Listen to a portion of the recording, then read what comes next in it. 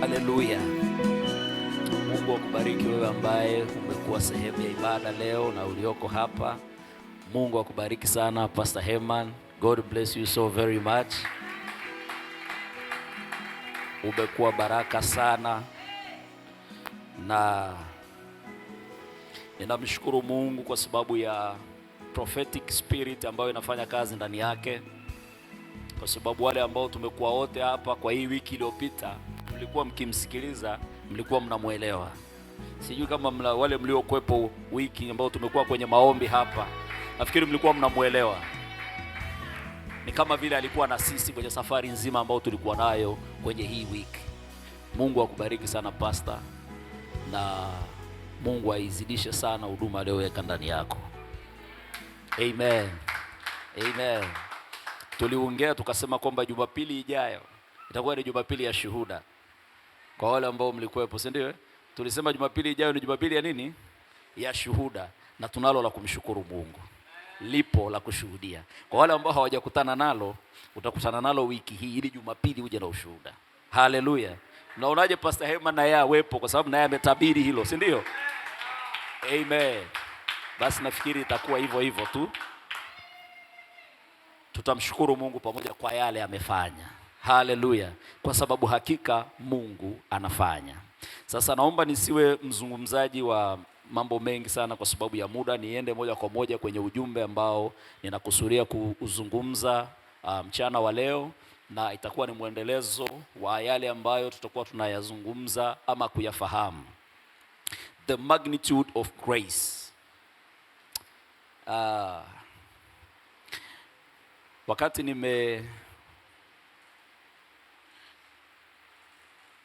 nikiwa katika faraga tu fulani za kwangu ambazo Bwana alinielekeza kufanya, nikawa nimewatoroka hapa, mkuniona, wengine wakanitafuta. By the way, Mungu awabariki sana. Kuna watu Bwana walinitafuta, wakuniona wakanitafuta Bwana, sababu sikuaga. Lakini kuna kitu Mungu alisema na mimi ambacho nina mpango wa kushare na wewe mpaka pale ambapo tutakuwa tumekielewa vizuri. Amen. Amen. Ni kuhusu neema yake. Bwana Yesu asifiwe. Nilipata nafasi ya kuijifunza neema zaidi ya vile ambavyo nilikuwa nafikiri kwamba nimeijifunza, na kwa neema ya Mungu we are going to share some of those things kwenye vipindi ambavyo tutakuwa navyo. Amen. Mwambie jirani yako ukuu wa neema ama ukubwa wa neema. Wa neema. Yes, na kuanzia leo kanisa hili halitaitwa tena NTM Boko msikitini. Hapa ni madhabahu ya neema. Bwana Yesu asifiwe. Ni madhabahu ya neema. Mtanielewa vizuri baadaye. Amen. Kitabu cha Yohana sura ile ya kwanza mstari wa 15 na wa 16. Nataka ni lay foundation, nitazungumza mambo ambayo pengine mnayafahamu sana, lakini nataka nikupeleke kule ambako nataka kuelekea kuizungumza hii neema kuu ambayo Bwana ametufunulia. Across generation Mungu amekuwa akireveal neno lake. Amelizungumza miaka iliyopita, lakini amekuwa akilifunua kwa hatua kwa kila generation. Kikaja kizazi cha kina mzee Moses Kulora, Mungu akawapa neema kutembea katika mtembeo fulani hivi wa neema, wakazungumza walioyazungumza, wakatuzaa kwa kupitia watoto wao, tukazaliwa sisi ambao tuko hapa leo. Lakini Mungu anaendelea kila generation kuendelea kuongeza mwanga kidogo, na imekuwa ni tabia yake, kwa sababu tangu kipindi cha manabii katika Agano la Kale yako mambo aliyazungumza, akawaambia manabii wengine kina Danieli kwamba maneno haya uyapige muhuri, ili haya maneno, kwa sababu muda wake bado. Bwana Yesu asifiwe. Ila alikuwa anatutarget watu tunaofikiwa na miisho ya ulimwengu, miisho ya dunia, ili tuweze kuyaelewa maneno yale ambayo sasa mihuri yake imefunguliwa kwetu. Amen. Katika kitabu cha Yohana sura ile ya kwanza mstari wa 15 mpaka wa 17. Hebu naomba tusome hapo. Yohana alimshuhudia, akapaza sauti yake akasema, huyu ndiye niliyenena habari zake ya kwamba ajaye nyuma yangu amekuwa mbele yangu, kwa maana alikuwa kabla yangu. Kwa kuwa katika utimilifu wake sisi sote tulipokea na neema juu ya neema. Kwa kuwa torati ilitolewa kwa mkono wa Musa, neema na kweli zilikuja kwa mkono wa Yesu Kristo. Amen. Amen.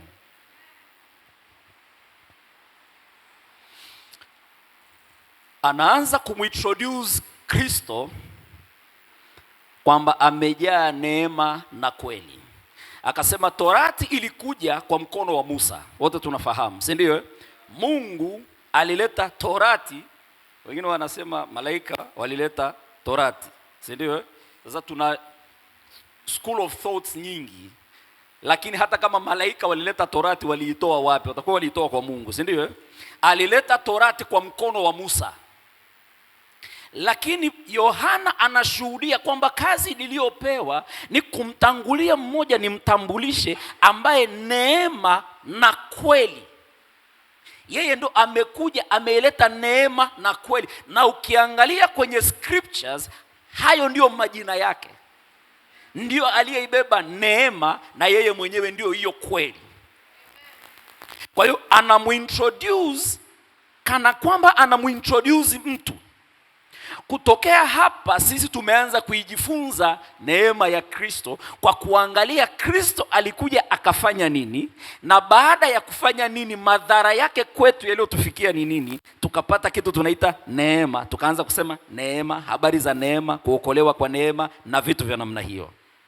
Lakini nataka nikurudishe nyuma kidogo, tuiangalie hii Torati ambayo ilipokelewa kwa mkono wa Musa.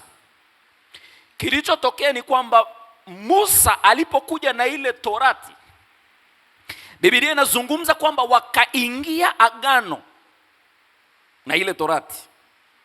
Sawa sawa? Wakachinja, mnafahamu, wakachinja sijui mbuzi, wakafanya nini, wakachukua damu. Ile damu ilikuwa ni kwa ajili ya kufunga agano. Hakuna agano pasipo damu. Halo? Hakuna agano pasipo damu. Kwa hiyo wakati wana signify agano la kale, walilisignify kwa damu za wanyama, lakini kwa kukishuhudia kile ambacho wamekisikia na kuamua kwamba basi sisi tutaishi katika hiki. Kwenye lile agano walielezewa sheria, wakaelezewa na madhara yanayotokana na ile sheria, both positive and negative. Na wote walioingia kwenye lile agano waliishi according to that contract. Amen. Tuko sawa sawa? Amen. Walibarikiwa kutoka kwenye lile agano. Yes. Walilaaniwa kutoka kwenye lile agano, kwa sababu walilipokea lile agano likawa la kwao, wakalishika na wakaishi kwa hilo. Mataifa mengine yaliyokuwa yanawazunguka hayakuweza kubarikiwa kutoka kwenye Torati.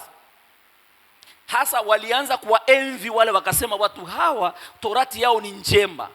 Waliishangaa hekima iliyokuwa kwenye Torati na wakawafurahia mafanikio walikuwa wanayapata kwenye Torati. Kwa hiyo Torati ilikuja ikawa kama dispensation fulani ambayo watu waliishi under certain provision ambayo ilikuwa sio ya kupewa, ila ilikuwa ya kufanya. Tunaenda pamoja? Amen. Kwa hiyo alisema hivi, utamkumbuka Bwana Mungu wako, si ndio? Akaelezea mambo utakayofanya, alafu ukiyafanya hayo akaelezea baraka zitakazoandamana na wewe. Watu wote kwenye agano lile waliposhika lile agano walitembea kwenye zile baraka. Amen. Bwana Yesu asifiwe. Amen. Bwana Yesu asifiwe. Amen. Nyewe mnajua moja tu ya kwenye Malaki, si ndio? Ile kwamba ukitoa, mnajua hiyo moja tu. No, ziko nyingi sana ambazo wamezizungumza. Ile sura nafikiri ni ya 28 ndio huwa inatisha zaidi, kwa sababu anatamka baraka sio za nchi hii, alafu akimaliza anatamka laana hata sio za kuzimu hii ya kawaida. Lakini watu walitembea katika hizo.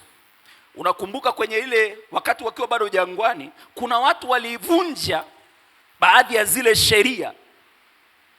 Ukoma ukaanza kutembea kuwala watu, na ulikuwa unakula mtu kwa mtu, mpaka ikamlazimu Mungu amwambie Musa akimbie, amtume kuhani akimbie na chetezo. Mnaifahamu ile story, si ndio? Kwa ajili ya kwenda kustop baada ya watu kuanza kumlilia Mungu kwamba tunaisha. Lakini walikuwa wanatafunwa na mkataba. Ulisema mtaishi hivi mbarikiwe, mtaishi hivi mlaaniwe. Kwa hiyo walivyoishi tofauti walilaaniwa. Bwana Yesu asifiwe. Amen. Tunayakubali yote hayo. Sasa kuna kitu ambacho wote hapa tunakubaliana, lakini kuna kitu ambacho hatujakitazama vizuri ili kukubaliana kwenye agano jipya. Kwenye agano la kale tumekubaliana kabisa kwamba watu waliishi kwa baraka na kwa laana according to agano lao, to covenant yao. Amen. Lakini agano jipya, wengi tunapoiangalia sasa neema, tunaona neema kama tukio, kwamba mtu akiamini, akimwamini Yesu, akimkiri Yesu, akasamehewa dhambi zake, tunasema kwamba ndio neema, si ndio? Kwa neema tumesamehewa dhambi, si ndio? Yes. Kwa neema katika setup yetu ya kanisa imekuwa kama jambo fulani ambalo linampata mtu anapokuwa aidha ameamini ama amefanya kitu fulani. Lakini asubuhi ya leo niko hapa kufungua macho kidogo, kuianza kuiona kwamba neema sio kitu, neema ni nyakati. Bwana Yesu asifiwe. Amen. Halo? Yes. Okay, tutaelewana. Yaani hii ni muhimu kweli tuelewane, kwa sababu nini maana ya neno neema? Grace. Ukiangalia kwenye definition anasema grace ni nini? Unmerited favor, si ndio? Yes. Si ndio? Yeah. Means receiving something good that you haven't earned or do not deserve. Kwa wale ambao mabasi ya njano mna mahusiano nayo, hiyo mmeielewa vizuri, si ndio?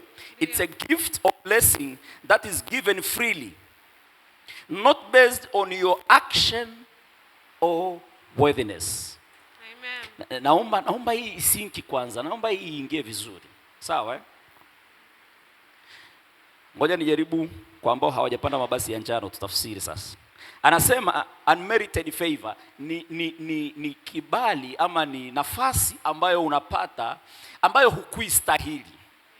Ambayo sio tu hukuistahili, ila tu ni ambayo yani ni kama haina, yani hauhusiki. Hauhusiki afu unajikuta unahusika. Yani haumo afu umo. Sijui kama mnanielewa. Ni kitu ambacho unakipokea tu, unapewa kukiwa hakuna effort yako wewe wala mipango yako wewe. Ndio maana hata kumpa Yesu maisha ni lugha ambayo tunaitumia tu kwa sababu sisi ni walokole. Kwamba nilipoamua kumpa Yesu maisha yangu. Kwa sababu huwezi kuamua kumpa Yesu maisha, kwa sababu kinachokufanya maisha yako yawe kwa Yesu ni neema. Sijui kama mnaelewana. Kwa hiyo maisha yako ni kama yamepokonywa akapewa Yesu. Si ndio? Kwa hiyo nilipopokonywa maisha yangu akapewa Yesu, nadhani ndio lugha sahihi. Lakini kwa sababu ya Ukristo wetu wa muda mrefu tuiache ikae hivyo hivyo, nilipompa Yesu maisha yangu. Sawa eh? Amen. Lakini tunapoizungumza grace kwa definition tu, anasema it is unmerited favor. Ni kibali ama ni nafasi ambayo unaipata pasipo kustahili wala. Okay, hii tafsiri haya maneno, okay, you don't deserve it or you haven't earned it. Yani hujaifanyia kazi kuweza kuipata wala haustahili. Si ndio eh? Amen.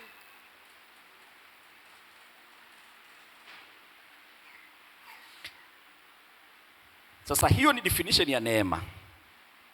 Na wote tunaiamini hivyo. Sasa tukafika mahali tukasema kwamba kwa utakatifu ndio nimepata kwa neema, si ndio? Ni kweli sio kweli? Ni kweli tumeupata kwa neema, kwamba hatuku-earn.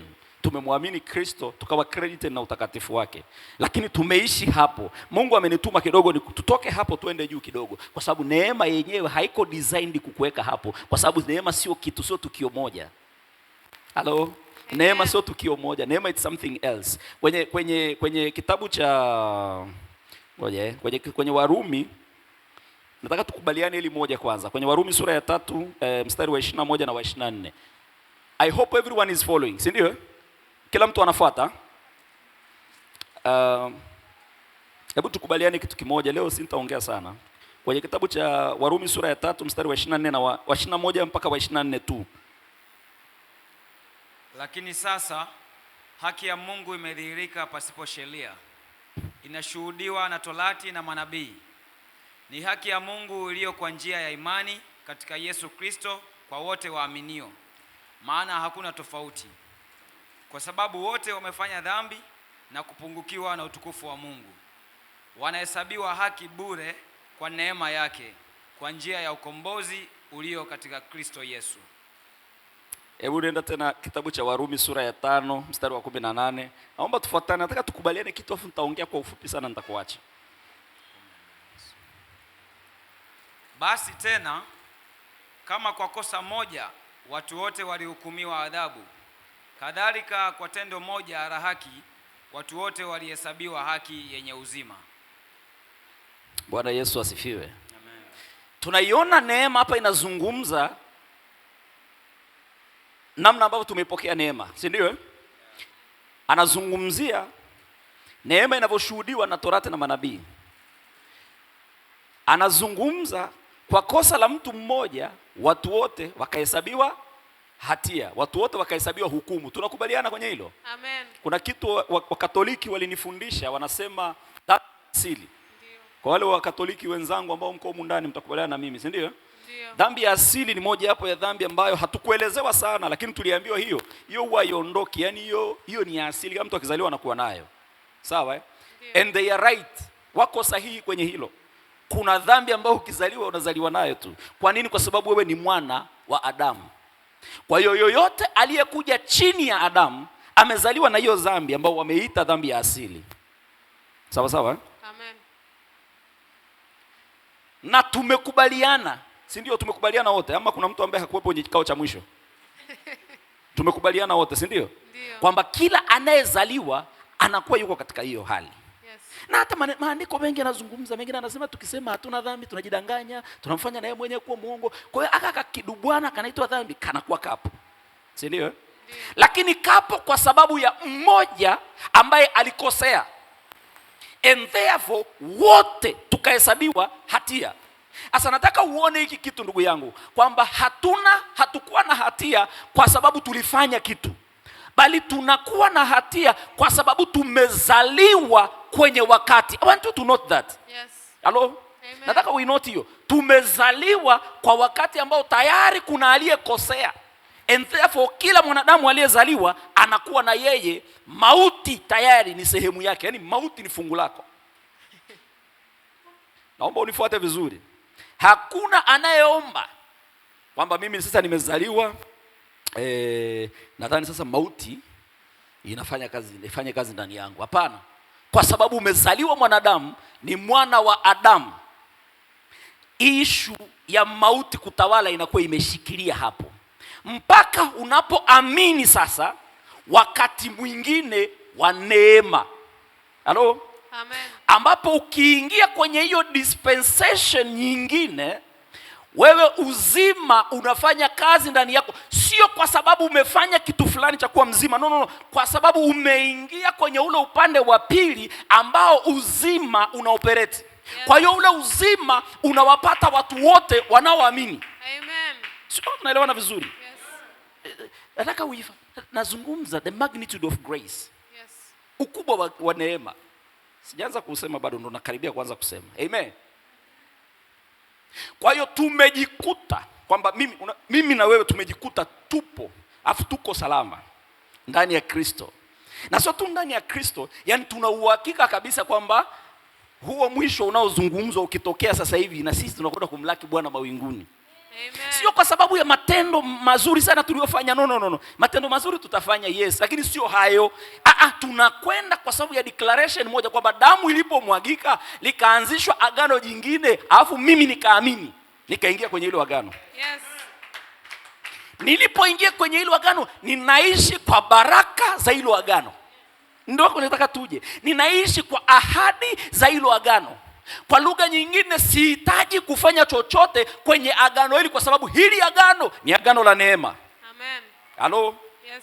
Ni agano la nini? Neema. Ni agano la neema. Na neema ni nini? Ndio unmerited favor. Kwa lugha nyingine ni kwamba wenzetu walikaa kwenye kipindi ambacho walilazimika kuishi kwa sheria 613 ili wawe perfect. Lakini sisi tumeingia kwenye zoni ambayo tunakuwa perfect, tunakuwa made perfect in him by faith. Yes. Bwana Yesu asifiwe. Amen. By faith. Hallelujah.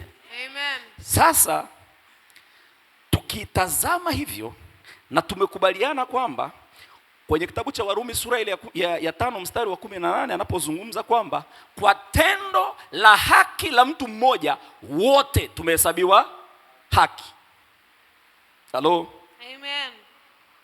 Kwa tendo la haki la mtu mmoja wote tumehesabiwa haki. Tunakubaliana hilo? Ndio. Tunaliamini hilo? Ndio. Sasa kama hiyo ndio neema, maana yake ni kwamba agano jipya ama kipindi cha agano jipya ambacho tunaishi kwa imani. Halo? Tunaishi kwa imani kwa sababu hiyo neema na yenyewe tumeipata kwa imani. Of course hiyo imani sio ya kwetu ili mtu asije akajivuna. Kwa hiyo tumepewa imani ili tuweze kuipokea neema, tuweze kuishi kwenye hiki kipindi. Katika hiki kipindi Mungu amedesign watu kuishi kwa provision ya kwake yeye. Kwa sababu Mungu katika kipindi hiki anamkomboa mwanadamu kutoka kwake mwenyewe. Yaani anakudeliver from yourself. Kuna mtu mmoja hajanielewa bado. Wakati anamfanya mwanadamu, corruption ilipoingia ndani yake, kile ambacho ndio kilikuwa kinamuongoza mwanadamu kika faint, mwanadamu akaanza kuongozwa na self. Akaanza kuongozwa na flesh. Akaanza kuongozwa na mwili wake. Na kutokea hapo mauti ilitawala kwa sababu mwanadamu alikuwa anaongozwa na nini? Na flesh. Lakini Kristo anakuja kudeliver yule wa ndani ambaye ndio design ya Mungu kuoperate. Ile Mungu yenyewe ndani yako, ile part ya Mungu ndani yako kuanza kuoperate yenyewe ndio iwe in control. Inapokuwa in control anazungumza anasema wanaoongozwa na Roho hao ndio nani? Wana wa Mungu. Na baada ya hapo uzima unatawala kwa sababu kinachoongoza ni uzima. Amen. Bwana Yesu asifiwe. Amen. Bwana Yesu asifiwe. Amen. Asa katika hii dispensation, katika hiki kipindi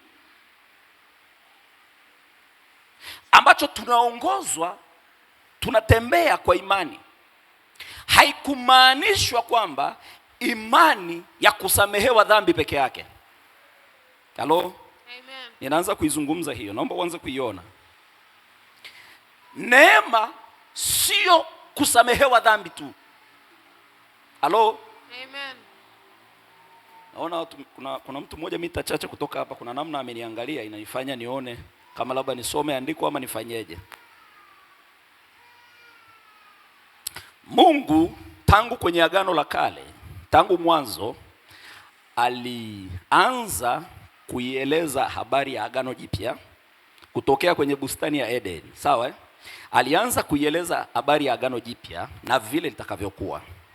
Akaanza maandalizi ya sisi kuingia kwenye hilo agano lililo bora kuliko lile atakalolifanya kwanza. Amen. Kwa sababu issue zote za agano la kale alikuwa anajua kwamba zingekuwa namna gani zimekuwa. Sawa sawa eh? Yes. Akaintroduce kitu kimoja ambacho tumekijifunza hata hapa kwenye madhabahu hii mara nyingi sana kuhusu Sabato. Halo? Amen. Sabato Yesu anasema sio kwa ajili ya sio mwanadamu hajaumbwa kwa ajili ya Sabato. Ila Sabato imefanywa kwa ajili ya mwanadamu. Hiyo lugha alizungumza Yesu, watu hawakuielewa na hata Wakristo mpaka leo hawaielewi. Kwamba Sabato sio kwa ajili ya mwanadamu, sio kwa ajili ya Sabato. Katika agano la kale ilionekana kama vile mwanadamu ni kwa ajili ya Sabato. Lazima aishike Sabato, lazima afanye vitu kama hivyo. Lakini Yesu anakuja kuwapa kodi, anawaambia hiyo ngoma sio kwa ajili yenu. Yaani nyinyi sio kwa ajili ya hiyo, ila hiyo ni kwa ajili yenu. Asa hiyo ni kwa ajili yenu kivipi na kati yenu ndio unaishika? Akawaambia mimi ni Bwana wa Sabato. Akaanza kulei vitu fulani pale ambavyo bado watu wa kipindi kile hawakuweza kuelewa, hata Wakristo wa siku za leo bado hawajaielewa hiyo vizuri. Alikuwa anajaribu kuonyesha kwamba anaposema mimi ni Bwana wa Sabato, mimi ndio hiyo Sabato. Maana yake alichokileta Yesu ndio Sabato yenyewe. Amen. Yesu alikuwa anakuja kumuintroduce mwanadamu kuishi kama Mungu. Ngoja twende taratibu. Kuishi kama Mungu. kwa kumrejesha mwanadamu kwenye position yake ya uungu, ili aanze kuoperate kama Adamu alivyooperate. Adamu kabla ya Eva, Biblia inasema kwamba Mungu akapitisha wanyama wote mbele yake aone atawaitaje. Kila jinsi alivyowaita ndivyo ilivyokuwa, kwa sababu hakuwaita majina ya kwake yeye. Halo? Aliyaita majina yaliyokuwa kwenye mind ya Mungu, kwa sababu Adamu alikuwa connected na Mungu. Adamu alikuwa mmoja na Mungu. Amen. Mwanadamu alivyoipoteza hiyo, anamtuma Kristo kuja kuturudisha to be connected with him, ili tuache mambo ya kusubiri kuona ulimwengu unafanya nini, tuanze kuzungumza kama Adamu na vitu viwe. Amen. Sio kama naanza kuzungumza kitu hapa. Haleluya. Hii itapunguza maombi mengi sana, itakupa nguvu ya kuanza kuzungumza sana. Akaintroduce kuwaonyesha kwamba kuna kipindi mnaweza kuishi sio kwa nguvu zenu. Alichokuwa nakifanya kwenye ishu ya Sabato, alikuwa anajaribu kuwaonyesha wanadamu kwamba hauwezi ukaishi wewe kwa nguvu zako. Unatakiwa uishi sio kwa kujitegemea wewe, ila kwa kumtegemea Mungu. Kutegemea provision ya Mungu. But kutegemea provision ya Mungu haimaanishi kuto kufanya kazi. No. Ni kufanya kama Mungu. Kwa kuaccess ile divinity, kuaccess ile sehemu ya uungu na kuanza kuoperate kutoka kwenye hiyo. Sijui kama naongea ama ninaongea mambo ya ajabu sana. Halo? Kwa hiyo akaanza kuwafundisha, akamwambia mwaka wa 7 hamtalima, hamtafanya nini? Ule mwaka mtatulia tu, mtapumzika tu, mtakaa kimya tu. Alafu mtakijiuliza kwamba tutakula nini? Mungu akasema, nitakachofanya ni kwamba mwaka wa 6 nitasababisha baraka, mtavuna vitu vya miaka 3. Kwa hiyo mtakuwa na stock ya kutosha ya miaka 3. But I want you to notice this. Hawakulima mzigo wa miaka 3. Wamelima mzigo wa mwaka 1. Ila Mungu amesababisha wavune mzigo wa miaka 3. He was trying to introduce provision. Alikuwa anaanza kuwaonyesha kwamba kuna mimi Mungu nina provision yangu. Nina namna ambavyo mimi ninafanya kazi ambavyo sivyo mwanadamu anafanya. Ninyi wanadamu mmekuwa corrupted. Kwa hiyo mnafikiri mna uwezo wa kufanya, lakini ninaleta kipindi ambacho mtaishi katika pumziko, ambako mtakuwa mna download, sio tu kufanya, mtakuwa tu mna download vilivyofanywa. Tamani mtu mmoja connect na hii kitu. Kwa hiyo Mungu alikuwa anaiandaa hiyo nyakati ya neema. Bwana Yesu asifiwe. Kwamba mtu sasa aanze kuishi kwa provision. Kwa provision haimaanishi kuto kufanya kazi, no. Lakini ninapofanya kazi mimi sifanye kazi nikitafuta kwamba si nitapata ama sipati. Tutaja kamata kitu hapa. Unajua kuna mtu anayekwenda kuchukua ni tofauti na mtu anayetafuta. Kuna mtu atanielewa tu.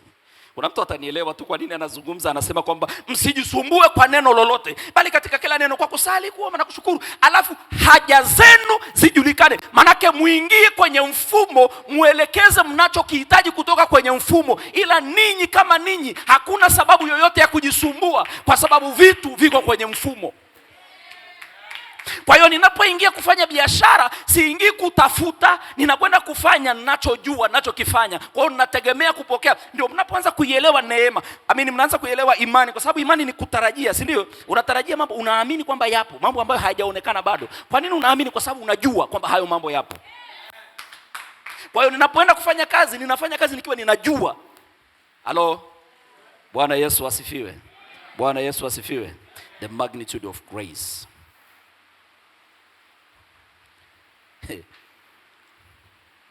Kwa hiyo wote hapa tunaamini kwamba according to grace ambayo umeijifunza, neema ambayo umeijifunza, tunaamini kwamba Kristo Yesu alifanyika dhambi ili sisi tuweze kuwa haki ya Mungu.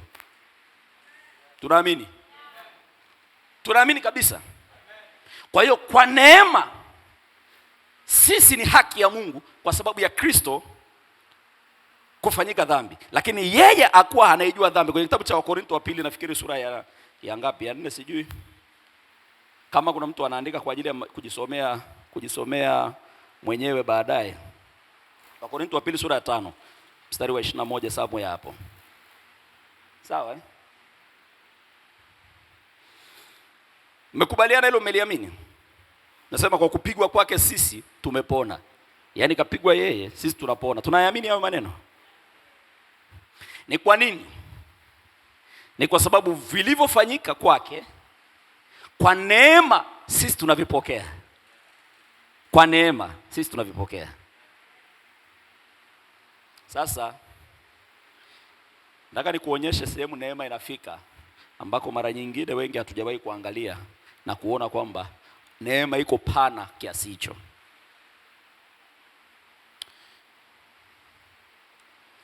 Kitabu cha Wakorintho wa pili sura ya 8 mstari wa 9. Nataka nizungumze kitu kingine ambacho kama vile ambavyo yeye asiyejua dhambi alifanyika dhambi ili mimi niwe haki ya Mungu. Ninaomba Mungu anisaidie mtu mmoja aweze kuyaamini haya maneno, kwa sababu this is going to change your life completely. Hii inakwenda kubadilisha maisha yako kabisa. Kitabu cha Wakorintho wa pili sura ya 8 mstari ule wa 9. Hebu naomba nisomee. Maana mmejua neema ya Bwana wetu Yesu Kristo, jinsi alivyokuwa maskini kwa ajili yenu, ingawa alikuwa tajiri, ili kwamba ninyi mpate kuwa matajiri kwa umaskini wake. Halo, Bwana asifiwe. Tuko pamoja? Unajua, leo nataka nikuhamishe kabisa. Nimezungumza hizo parts za neema ili kwanza turudi kwenye level moja kuamini kwamba tuko sawa sawa, tunaamini kwamba hicho ndicho neema inachomaanisha, kwamba mimi ninahesabiwa haki ila sikufanya haki. Si ndio? Ila kwa sababu ya neema ninafanya haki. Kwa nini? Kwa sababu mmoja asiyejua dhambi alifanyika dhambi ili mimi niweze kufanyika nini? Haki ya Mungu. Hapa anazungumza kitu kingine ambacho walokole na Wakristo wengi tumekiacha mbali sana. Hakiko kwenye mafundisho yetu ya neema hiki. Sijakiona sana tukikizungumza. Anasema maana mmejua neema ya Bwana wetu. Sikia hayo maneno. Neema ya Bwana wetu Yesu Kristo, jinsi alivyokuwa maskini kwa ajili yenu. Halo? Kuna mtu bado amechelewa kuielewa hii kitu. Nairudia. Maana mmejua neema ya Bwana wetu Yesu Kristo, jinsi alivyokuwa maskini kwa ajili yenu, ingawa alikuwa tajiri, ili kwamba ninyi mpate kuwa matajiri kwa umaskini wake. Wewe walokole umebaki sehemu gani ninyi? Bwana unabaki wewe unakuwa sehemu gani? Yeye asiyejua dhambi alifanywa dhambi ili mimi na wewe tuweze kuwa haki ya Mungu. Yeye aliyekuwa tajiri alifanyika maskini ili mimi na wewe tuweze kuwa matajiri. Grace does not only cover issue ya dhambi peke yake.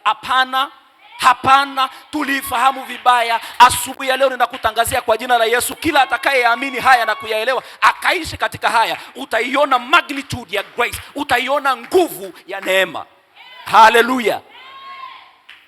Anasema pamoja na kwamba yeye alikuwa tajiri, lakini alifanywa makusudi. It is the package ya neema. Kuna mtu mmoja Bita Chacha ananiambia, sasa mchungaji, si unazungumza prosperity? Sasa wewe bakia hapo kwanza, mimi niache niendelee. Ninachokizungumza ni neema ya Bwana wetu Yesu Kristo. Paulo anazungumza, anasema kwa neema ya Bwana wetu Yesu Kristo, alivyokuwa yeye mwenyewe tajiri akafanyika maskini ili mimi na wewe tuweze kuwa matajiri. Anasema kikulacho kinguoni mwako. Mwambie jirani yako, kikulacho kinguoni mwako. Kitulacho wa Kristo ni kuto kumwelewa Yesu alichokuwa anakizungumza katika muktadha wake. Yesu anazungumza, anasema ni rahisi ngamia kupita kwenye tundu la sindano kuliko tajiri kuingia kwenye ufalme wa Mungu. Walokole walipofika hapo, walipoisoma hiyo tu, wakapiga ile bas.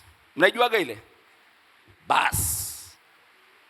Yesu mwenyewe amemaliza mambo ya utajiri, kuzimu. Halo? Sijui kama na mtu humu ndani. Natamani kuwa na mtu humu ndani kwa sababu kati ya vitu ambavyo Mungu amenituma kuvifanya ni kuwafungua watu. Hili sio kwenye mapepo, nyinyi hamna pepo. Kwa hiyo biashara hiyo sina hapo. Ila ni kukufungua kutoka kwenye giza fulani ambalo dini zililileta na kukuleta kwenye nuru ili uanze kuoperate kama mwana wa nuru. Haleluya. Haleluya. Yesu alipozungumza kuhusu hilo, alikuwa hana uhusiano wowote na ishu ya utajiri wa mali. Kuna kitu alikuwa na kitarget ambacho kinakaaga ndani ya mtu, hasa watu wenye mali. Lakini sio mali. Ni kitu kilikuwa kinakaa ndani ya mtu mwenye mali. Ndicho alichokuwa anakilenga, lakini hakuwa kabisa anabifu lolote kwa sababu yeye mwenyewe ni tajiri. Ila kama alionekana katika umaskini ni kwa ajili yetu. Ili sisi mimi na wewe tusiwe tena hatuwezi kuwa maskini bwana. Mimi na wewe sema hatuwezi kuwa maskini kwa sababu alifanya. Kwa nini mimi naamini kwamba eti kwa kupigwa kwake nimepona? Hilo naamini. Ninaamini kwamba alifanyika dhambi ili mimi niweze kuwa haki yake. Alafu kwa nini nisiamini kwamba alifanyika maskini ili mimi niweze kuwa tajiri? Tutaelewana tu. Mungu ameleta kitu kipya. Ninawaambieni wakati umefika. Haya mapinduzi yataanza na ninyi wachache, lakini yako mapinduzi ambayo Bwana ameyakusudia, na ni mapinduzi ya knowledge, mapinduzi ya kujua.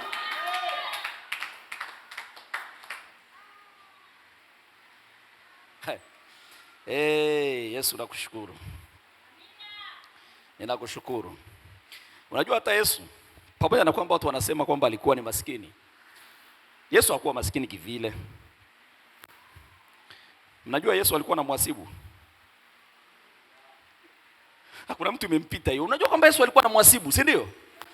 Unajua ni kina nani wanakuwa na wahasibu? Wangapi hapa mna wahasibu? Hamna. Yaani nyinyi hamna wahasibu, lakini makampuni yana wahasibu. Kwa sababu gani? Yana hela. Ukiwa na hela nyingi unatakiwa kuwa na mhasibu wa kumanage pesa. Hauwezi kuajiri mtu wa kumanage kitu ambacho huna. Halo? Kwamba leo Sara aajiri yaya kwa ajili ya kulelea mtoto ambaye bado hana. Hata kama ni kwa imani tutashangaa, si ndio? Utamlipa mshahara wa bure, si ndio? Kama unaamini kwa imani kuhusu mtoto, unamwamini na yaya kwa imani. Lakini huwezi kumwajiri ukamweka. Tukiona umeajiri yaya kwa ajili ya kulelea mtoto, manake una mtoto. Kwa hiyo Yesu hakuwa maskini kihivyo.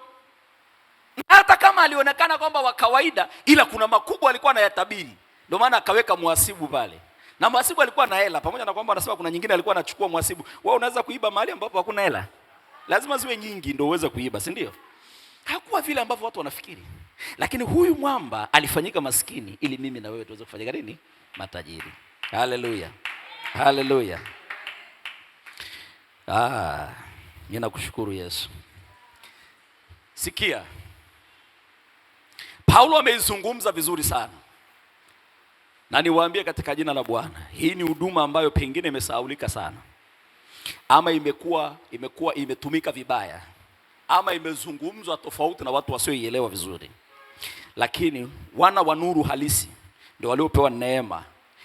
Kama nimepewa basi Simon, nimepewa mamlaka ya kusamehe dhambi. Na wowote mtakaoondolea dhambi zao zimeondolewa.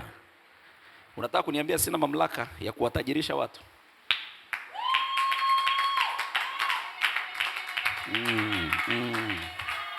Sikia nikuambie mtu wa NTM, kwenye madhabahu hii ya neema utapata neema.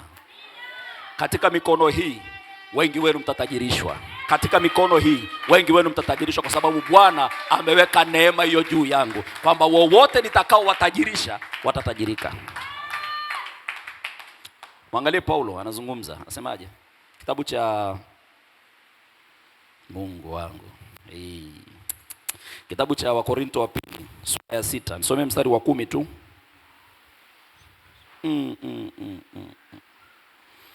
Yaani kuna shukrani fulani zinaanza kuinuka ndani yangu. Kuna shukrani zinaanza kuinuka ndani yangu Pastor Herman, kwa sababu mimi sio vile. Yaani nimerithi vikubwa zaidi ya kusamehewa dhambi. Nimerithi zaidi ya kusamehewa dhambi. Yaani nilichokipokea, hii neema sio tu kusamehewa dhambi. Nimesamehewa dhambi, lakini hii neema ni pana. Hii ni package. Hii na vitu vingi ndugu zangu. Yes. Hii neema ni kubwa sana. Anazungumza Paulo, anasemaje? Kama wenye huzuni, bali siku zote tu wenye furaha. Kama maskini, bali tukijitajirisha wengi. Tukitajirisha wengi. Kama wasio na kitu, bali tu wenye vitu vyote. Carbon. Musicians, mnaweza mkapanda huku mbele.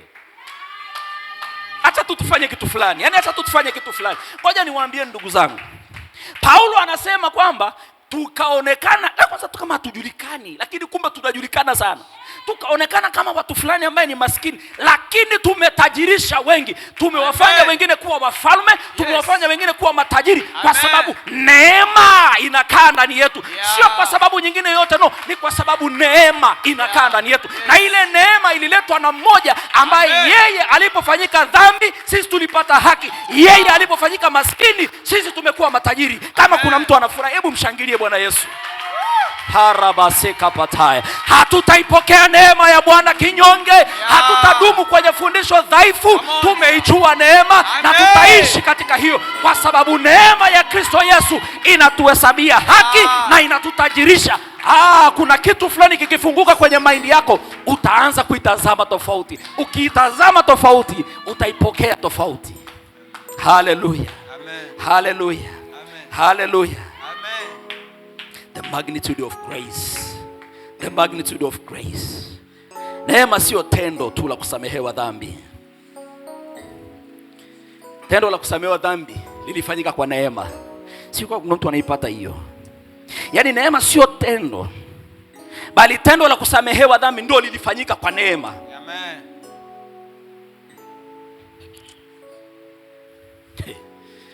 Ora basataya.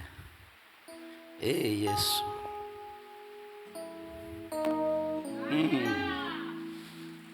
Bwana Yesu.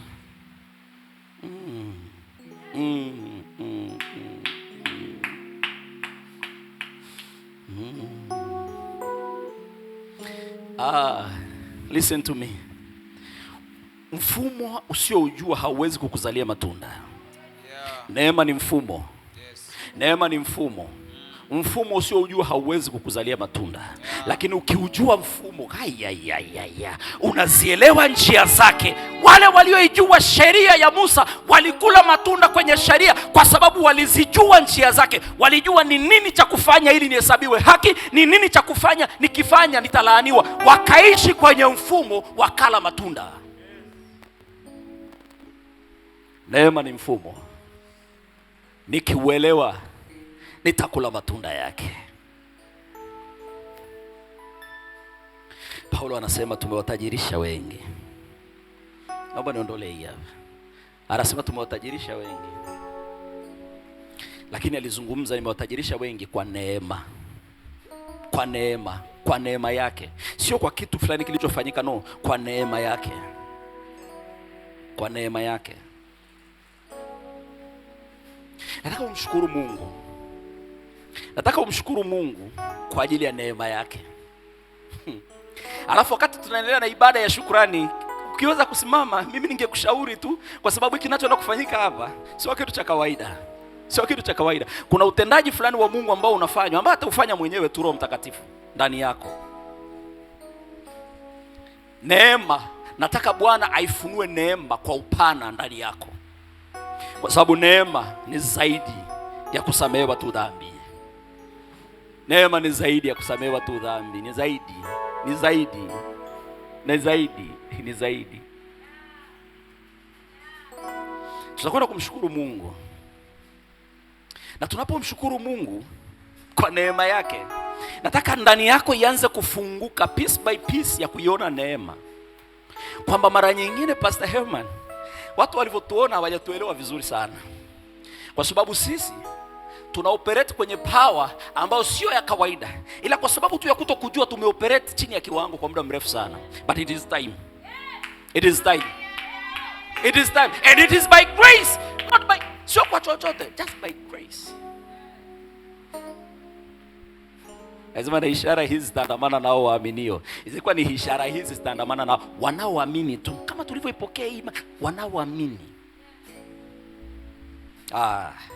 Ndugu zangu nisikilizeni.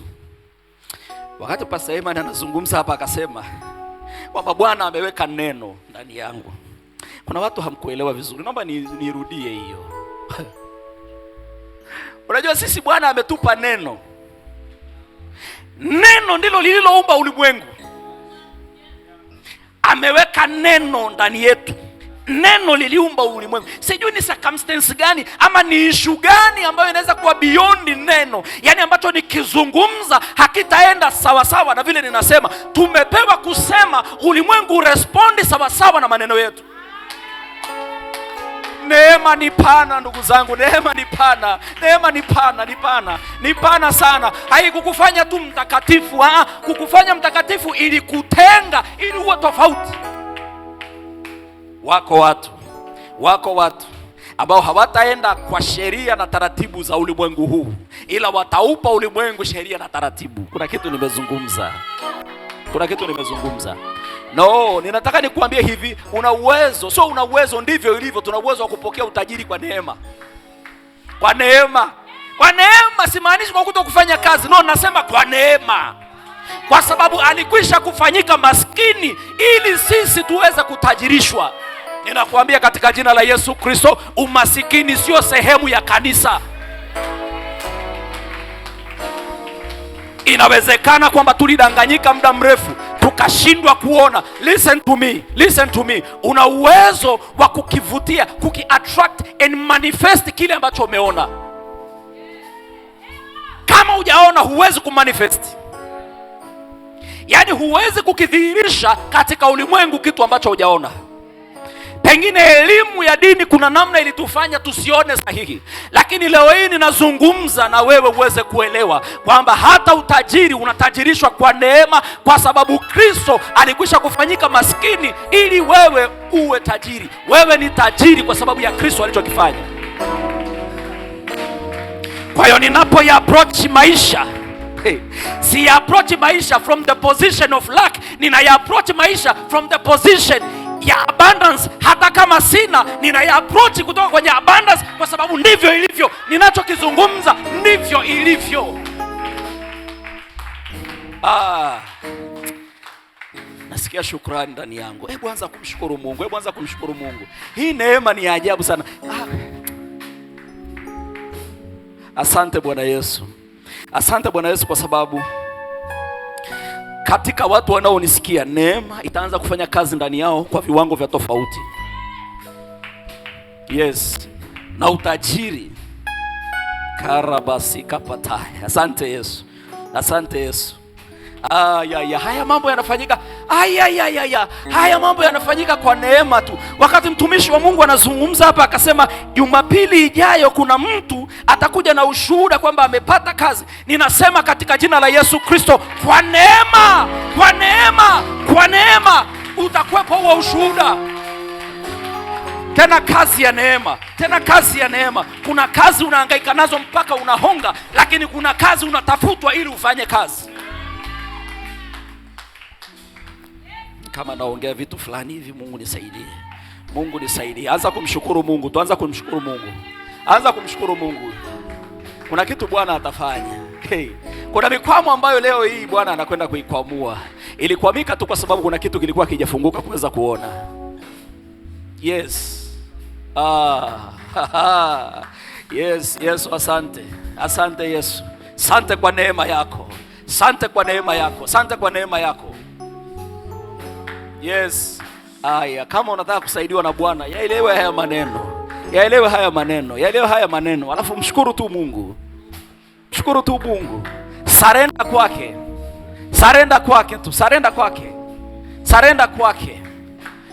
kwake. Tulipokuwa tunaimba tunasema nakuinulia mikono yangu juu, kwa sababu neema yako ni kuu mno. Hii neema ni kuu mno. Hii neema sio tu kwenye eneo la dhambi. Hii neema inakava kila kitu. Maana tunaishi kwenye dispensation ya provision.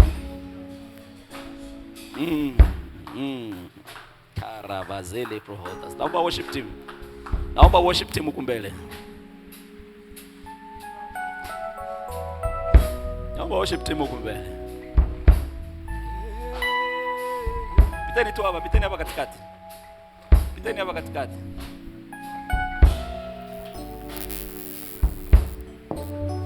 Hakuna kitu kitakachofanyika kwako kama wewe mwenyewe hujakiita kufanyika. Nataka wakati huu endelea kunuia katika moyo wako. Endelea kunuia katika moyo wako ulivyoielewa magnitude ya neema, unavyouelewa ukuu huu wa neema. Tutaendelea kuzungumza tu, leo nimezungumza sehemu kidogo tu, lakini tutaendelea kuzungumza. Tutaendelea kuzungumza. Nataka wakati tunaendelea kumshukuru Mungu kwa neema yake, ndani ya moyo wako have something.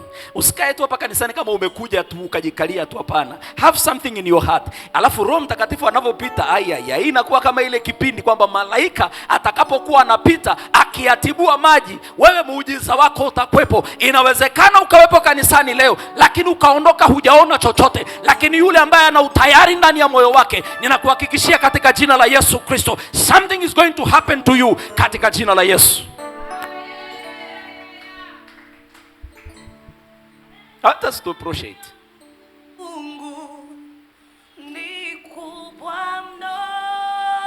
Kama unaielewa kwa magnitude yake, I want you to appreciate. Arabasi yakata. Roho yangu nina usifu na kushukuru.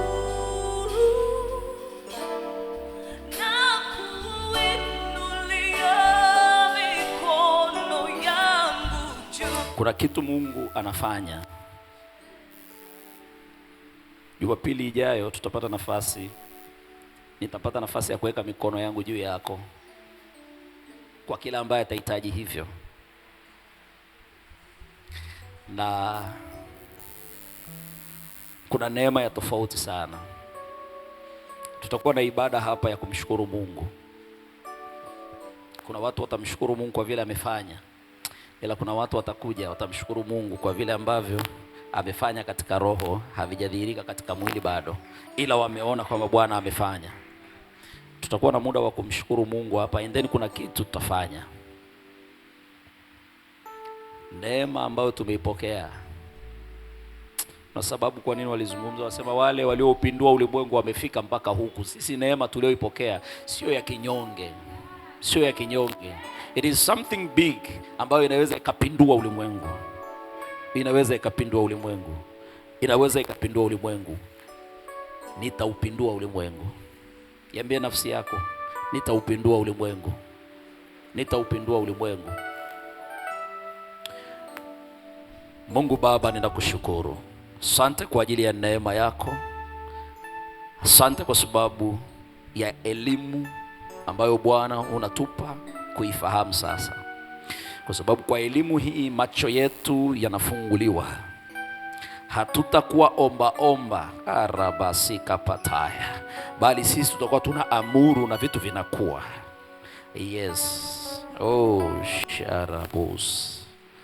Kuna kosa ambalo tunafanya. Kuna kosa ambalo tunafanya. Mara nyingine tumeipigia ulimwengu magoti ili ulimwengu utupe vile tunahitaji.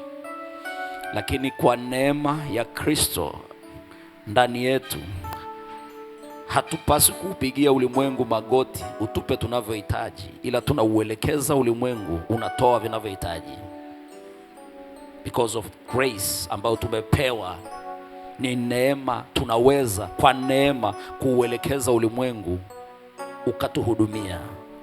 Ninatangaza kwako katika jina la Yesu Kristo kwamba ulimwengu uko tayari kukuhudumia. Unasubiri neno lako ili uanze kukuhudumia. Unasubiri neno lako ili uanze kukuhudumia. Bwana ameweka neno ndani yako. Anza kuzungumza, anza kusema. Anza kusema. Na katika madhabahu hii ya neema, utakwenda kuiexperience neema ya ajabu kwenye maisha yako. Yes, iko neema ya ajabu utakwenda kuexperience kwenye maisha yako. Maana yake katika mahali hapa utapokea zaidi ya vile ambavyo unastahili. Ndio maana ya neema. Ninaposema madhabahu ya neema, ni mahali ambapo watu wanakwenda wanapokea zaidi ya wanavyostahili, mahali ambapo watu wanakwenda wanafanywa zaidi ya vile ambavyo wanastahili. Yaani Bwana anakufanya anavyoona yeye, sio vile ambavyo wewe unaweza, kwa sababu wewe huwezi kama mwanadamu, ila yeye ambaye ni yote katika yote anaweza yote, atakufanya vile ambavyo yeye anaona.